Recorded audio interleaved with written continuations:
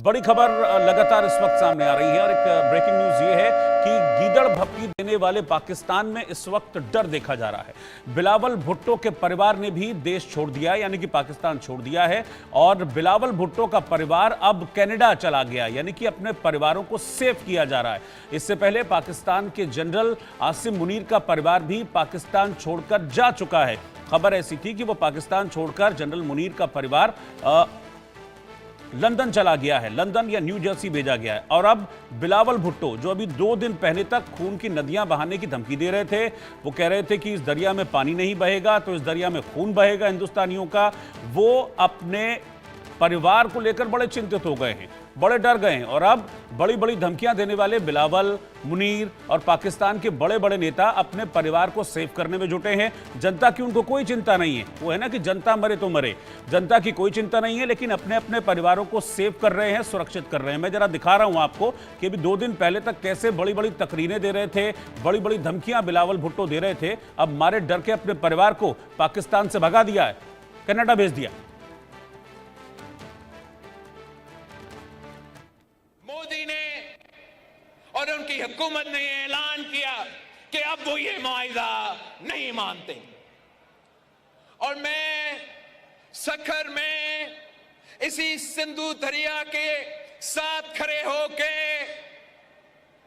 भारत को कहना चाहूंगा कि सिंधु हमारा है और सिंधु हमारा रहेगा। या इस दरिया से हमारा पानी बहेगा या उनका खून बहेगा। ये जो 130 एटॉमिक हमारे पास वेपन है, वो हमने सिर्फ मॉडल बनाने के लिए नहीं रखे हुए, और आपको पता ही नहीं कि हमने पाकिस्तान के किस किस हिस्से में रखे हुए हैं। ये दुनिया भी जानती है, आप भी जानते हैं, वरना आप तो इतने मक्कार बनिए हैं कि अभी तक पाकिस्तान के ऊपर कई दफा हमलावर हो चुके होते। आपने बड़ी दफा कोशिश की, लेकिन जब आपको पता चला कि हमारे शाहीन जो है फिजाओं में आ गए हैं तो आप भाग गए। तो इसलिए मैं दोबारा दोहराने लगा हूं, ये जो बैलिस्टिक मिसाइल है, ये जो क्रूज मिसाइल है, ये जो शाहीन है, गौरी है, ये मैं फिर दोहराने लगा हूं, ये हमारे चौकों में नहीं है, ये हमारे बिल्कुल आप इनका रुख आपकी तरफ है और किसी की तरफ नहीं है। तो इसलिए ये सोचना भी ना कि आप पाकिस्तान की हदूद को क्रॉस करोगे, अगर सोचोगे भी तो उसका खमियाजा आपको भुगतना पड़ेगा। अच्छा, मजे की बात यह है कि अभी तक जो भी धमकियां इस तरीके की दी गई हैं वो पाकिस्तान की तरफ से ही दी जा रही हैं। पाकिस्तान के पहले रक्षा मंत्री कहते हैं, फिर पाकिस्तान के विदेश मंत्री और डिप्टी प्राइम मिनिस्टर हैं वो भी यही न्यूक्लियर वेपन की बात करते हैं। अब पाकिस्तान के रेल मंत्री भी कह रहे हैं कि भाई जो हमारे न्यूक्लियर वेपन है वो चौकों में रखने के लिए थोड़ी ना, चौके मतलब किचन, कि हमारे किचन में रखने के लिए थोड़ी ना है। इस तरह की कोई भी धमकी यहाँ की भारत की तरफ से नहीं दी गई है। 3 खास मेहमान हैं इस वक्त मेरे साथ। Colonel retired Dinesh Sharma, senior defence expert साथ में हैं।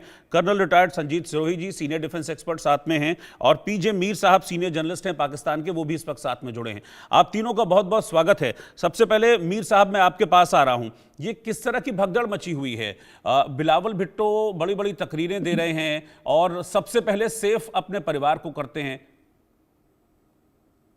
ये मुझे अफसोस है कि पाकिस्तान टेलीविजन या इंडियन टेलीविजन, इंस्टेड के हम दोनों का एक ऐसा रोल हो कि जिसके अंदर हम एक पीस की तरफ जाएं, दोनों ने एक वॉर हिस्टीरिया क्रिएट कर दिया है जो कि मैं समझता हूं कि किसी के फायदे में नहीं है।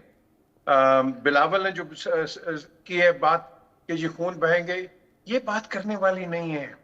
और मेरे भाई देखो, हमने इंडिया के पार भी भाई हैं, इधर भी भाई हैं, तो क्या एक दूसरे को मार के हमारे सॉल्यूशंस आ जाएंगे? क्या हर जो हमारी प्रॉब्लम्स है वो ठीक हो जाएंगी?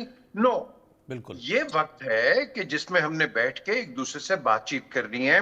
और जो बेसिक बातचीत है कि ये जो दहशतगर्द हैं जिसको पाकिस्तान ने भी कंडेम किया है, सारी दुनिया कंडेम करेगी और कर रही है, कि हमने इन लोगों को पकड़ना है। पाकिस्तान ने तो ऑफर कर दिया इस प्राइम मिनिस्टर ने कि हम जॉइंट इन्वेस्टिगेशन करेंगे। अच्छी बात है, करें, मिलके करें, क्योंकि देखो ना, ये जो इंसिडेंट्स होते हैं ये कभी 2 साल के बाद आ जाते हैं, कभी इस तरह हो जाता है, कभी पुलवामा हो जाता है, कभी पहलगाम हो जाता है, कभी बालाकोट हो जाता है।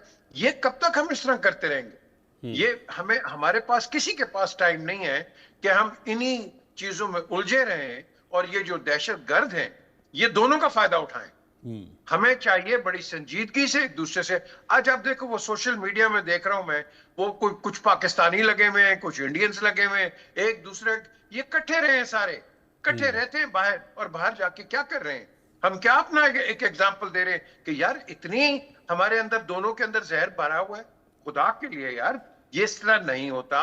हमें सबको सब्र दिखाना है और एक दूसरे के साथ हमें एक रीजनिंग करनी है। हाँ, अब रीजनिंग क्या होगी?